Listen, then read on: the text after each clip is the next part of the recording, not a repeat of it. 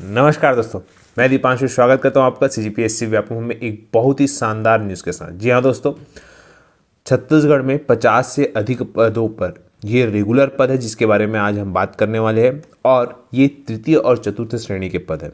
तो आप सभी के लिए एक बहुत ही सुनहरा अवसर है कि आप सभी बिना परीक्षा दिलाए इस भर्ती में अपना पद प्राप्त कर सकते हैं। इस भर्ती के बारे में मैं आपको पूरा डिटेल में बताऊंगा। सबसे पहले जिन्होंने सब्सक्राइब नहीं किया इस चैनल को जाके जल्दी से जाएं, सब्सक्राइब करें, बाजू में जो बेल आइकन है उसे जल्दी से प्रेस करें ताकि आपको सीजीपीएससी, व्यापम तथा अदर एग्ज़ाम की लेटेस्ट अपडेट जल्द से जल्द मिल सके। बिल्कुल, हम बहुत जल्दी वीडियो को बिना किसी देरी के स्टार्ट करते हैं।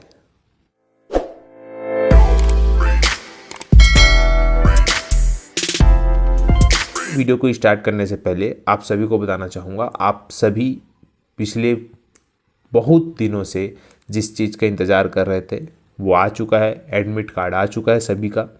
अब रही बात, सभी चीज़ें क्लियर हो चुकी है, सिवाय सिर्फ अब एक भर्ती बची हुई है जो कि पुलिस विभाग की 975 पदों पर जो ऐसा ही भर्ती होने वाली है। उसका भी जो नोटिफिकेशन है आपको बहुत ही जल्द जो है वो प्राप्त हो जाएगा। उसके बाद लगभग जितनी भी भर्तियाँ निकली है उससे संबंधित सारी परीक्षाएँ हो चुकी है। तो अब आप लोग का काम क्या है, सिर्फ अपनी तैयारी करना। अब रही बात आने वाली भर्ती, जूनियर इंजीनियर की भर्ती और फूड इंस्पेक्टर की भर्ती, पटवारी भर्ती, यहाँ पे बहुत सारी भर्तियाँ भी है। ऐसा नहीं कि यही सब भर्तियाँ हैं, हॉस्टल वार्डन भी है और बोलना चाहिए बहुत सारी भर्तियाँ, जैसा कि कृषि विभाग का मैंने बताया था, स्वास्थ्य विभाग का मैंने बताया था, पशु विभाग का मैंने बताया था। बहुत सारी भर्तियां जो है वो अपने तय समय सीमा पर निकलती है। मतलब आप सभी जानते हैं कि व्यापम 33 से 35 दिन देता है, तो उस हिसाब से वो वैकेंसी निकालते हैं। जैसा कि आपको आने वाले समय में पता लग ही जाएगा कि कौन कौन सी वैकेंसी के लिए आपको कितना समय मिला है। इसी वजह से मैं आप सभी को बार बार बोलता हूँ कि आप सिर्फ 40 दिन का गैप लेके चले और इससे आपकी तैयारी भी अच्छी होगी और जो शेड्यूल है वो भी ऐसा ही तैयार होता है। तो आप लोग 40 दिन का गैप लेके चले। बाकी सभी एग्ज़ाम के लिए पटवारी और अन्य भर्तियों से संबंधित मैं आपको एक अलग से वीडियो बना के आपको इसका पूरा प्रॉपर वे पे बता दूंगा कि क्या है अपडेट, और बहुत ही अच्छी अपडेट है, पॉजिटिव अपडेट है। बस आप अपनी तैयारी पूरा करिए। फिलहाल आज जो पद निकले हैं हम उस पर बात करते हैं। तो देखिए, ये है कार्यालय जिला एवं सत्र न्यायाधीश सूरजपुर जिला का है और 22/12/2021 का है, 22 तारीख को निकला था। सबसे महत्वपूर्ण बात है कि आवेदन प्रस्तुत करने की जो अंतिम तिथि है वो है 22 जनवरी। तो ये जो डेट है वो आपको याद होना चाहिए कि 22 जनवरी जो है आपकी अंतिम तिथि है।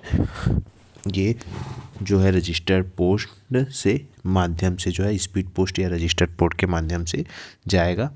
इसके बाद है सबसे महत्वपूर्ण कि यहाँ पे बताया गया है कि मंत्रालय से 26 तारीख को 26/10/2021 और फिर से जब अनुमति मांगा गया तो ये सब बताया गया कि इतना अनुमति मिला ऐसा टाइप का। ठीक है, मेन ये है कि देखिए सबसे महत्वपूर्ण कि मान्य जो सरगुजा संभाग के स्थानीय निवासी भारतीय नागरिक से जिला न्यायालय सूरजपुर 22/1/2022 के संध्या बजे तक निर्धारित प्रारूप में आवेदन पत्र आमंत्रित किए जाते हैं।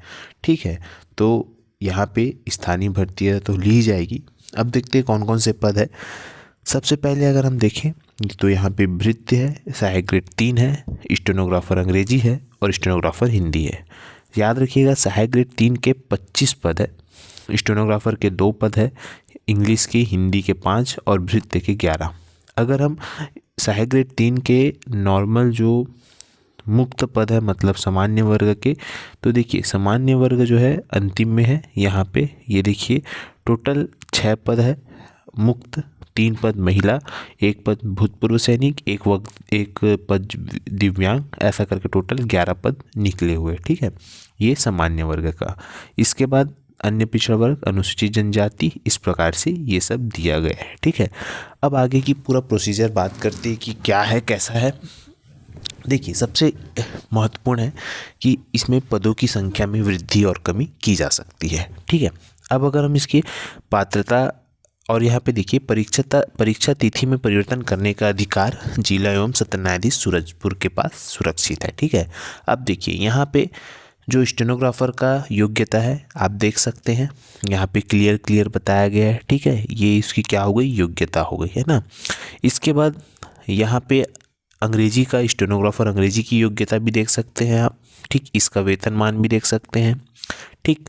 इसके बाद आपको सहायक ग्रेड 3 का जो है, जिसमें 25 पद है टोटल, उसकी योग्यता देख लीजिए, ये इसका वेतनमान, ठीक। इसके बाद देख सकते हैं, है ना, यहाँ पे बता दिया गया है पूरा का पूरा, ठीक। फिर यहाँ पे भृत्य का वेतनमान देख सकते हैं, भृत्य की योग्यता देख सकते हैं, ठीक।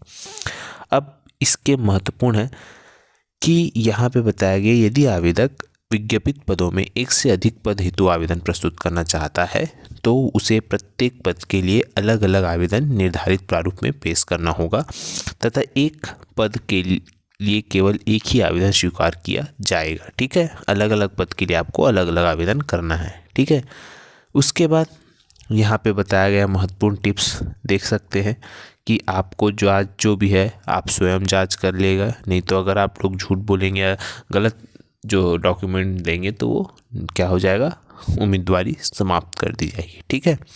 इसके बाद अगला है आयु सीमा।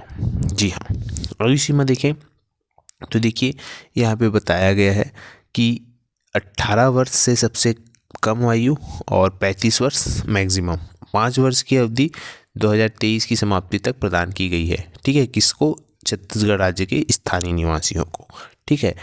यहाँ पे देख सकते हैं और भी है, जैसा कि ये सब दिया गया है, आप इसको अच्छे से पढ़ सकते हैं, है ना, ठीक है। इसके साथ साथ अब अगर हम इसके उच्चतर आयु की छूट तो हमने उन्हें बता ही दिया है, ठीक। इसके बाद यहाँ पे हम बात करते हैं चयन प्रक्रिया की, ठीक है, कि चयन कैसे होगा, आपको क्या करना है इस प्रकार से, ठीक है। तो देखिए ये है आवेदन प्रस्तुत करने की प्रक्रिया, पहले हम देख लेते हैं, उसके बाद हम चयन प्रक्रिया देखते हैं। तो देखिए आवेदन आपको क्या करना है, 22/1/2022 तक आपको स्पीड पोस्ट के माध्यम से स्वीकार किया जाएगा, ठीक है। पता क्या है, आपको यहाँ पे खुद शैक्षणिक जो योग्यता है, स्थानीय निवासी प्रमाण पत्र है, रोजगार कार्य का जीवित पंजीयन है, जाति प्रमाण पत्र है, उसको क्या करना है, आपको स्व प्रमाणित कर मतलब खुद साइन करके पोस्ट करना है, ठीक है। यहाँ पे नियुक्ति हेतु चयन प्रक्रिया जो है, देखिए यहाँ बताया गया है स्टेनोग्राफर हिंदी, अंग्रेजी और सहायक ग्रेड 3 के लिए।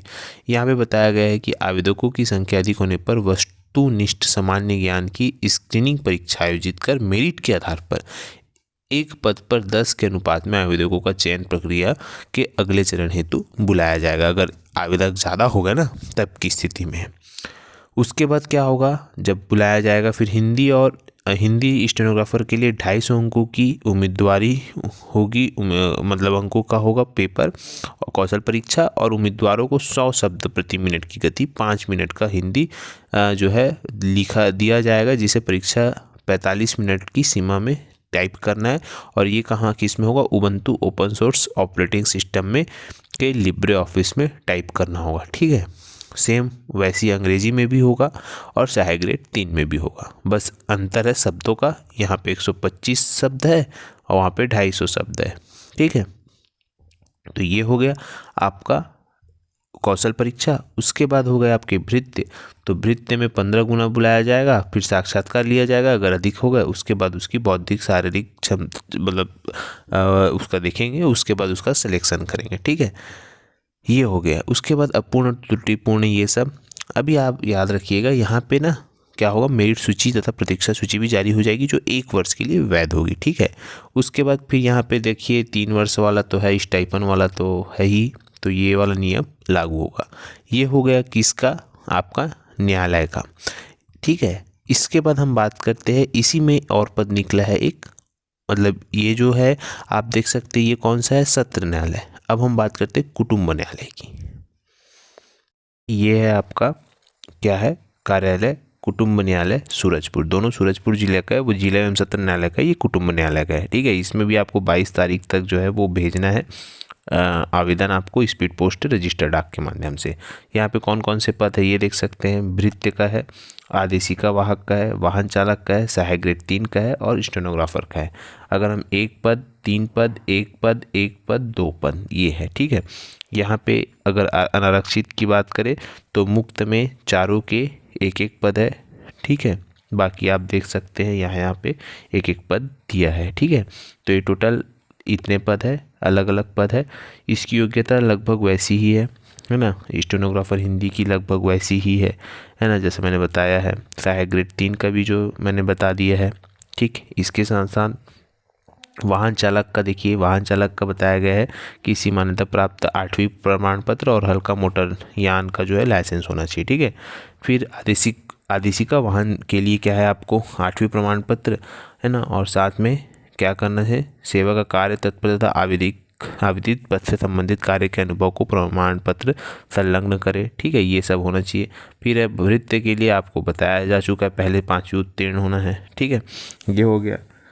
फिर अलग अलग पद के लिए अलग अलग जो है इसमें योग्यता रखना है।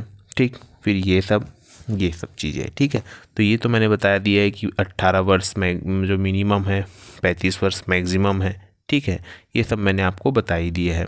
अब देखिए यहाँ पे अच्छी बात है कि आपको सिर्फ इसमें क्या करने बोला है, आपको सिर्फ अप्लाई करने बोला है। इसमें कहीं भी ये नहीं बताया कि कितने रुपए लगेंगे इस प्रकार से। अगर आपको इसका पूरा PDF चाहिए ना, तो आपको मेरे टेलीग्राम चैनल में इसका जो PDF है वो मिल जाएगा। तो आप मेरे Telegram channel CGPSC Vyapam hub ऐसा करके सर्च करके ना ज्वाइन हो जाइए। ठीक है, तो ये टाइप करें और ज्वाइन हो जाइए। वहाँ आपको ये टेलीग्राम का लिंक जो है वो मिल जाएगा, जो इसका PDF है। ठीक है, तो ये था। करता हूँ कि आपको ये जानकारी अच्छी लगी होगी। अगर ये जानकारी अच्छी लगी तो आप इसे लाइक करें, शेयर करें, सब्सक्राइब करें तथा वीडियो देखने के लिए आप सभी को बहुत बहुत धन्यवाद। आप सभी स्वस्थ रहे, मस्त रहे।